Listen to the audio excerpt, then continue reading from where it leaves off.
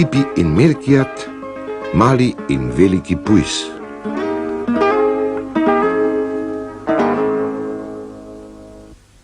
Pipi je hotel vedeti, kaj je to senca.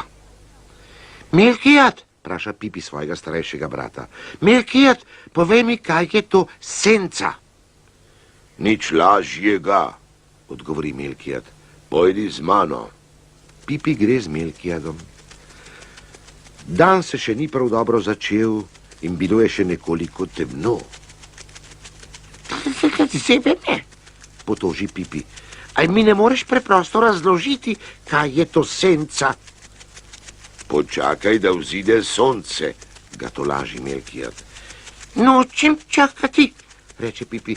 Zebe me. Če že na vsak način hočeš vedeti, Meni Milkijad. prosim, senca je prostor za telesom, ki ga luč ne doseže. Kako, prosim? Vpraša Pipi. Pipi gre za Milkijadom in končno vzide sonce. Danes bo no lepo jutro, Prepeva Pipi. Danes bo en lep večer. Prepeva Milkijad. In na lepem Pipi zakriči. Zasledujejo naju. Dva velikanska prasca naju zasledujeta. Trata prata, Odvrne Milkijad. tako zgodaj ne vstaja noben prašič. Na to se tudi on ozre. Dva neskončno dolga črna prašiča sta ležala na cesti za njima, tekla sta počez čez jaso in na koncu splezala naravnost čez hrib. To sta najni senci, Razlaga Milkijad. Poglej, zdaj stojiva na soncu in tukaj, kjer sva, sonce s svojimi žarki ne more prodreti. Ne more prodreti? Vpraša Pipi.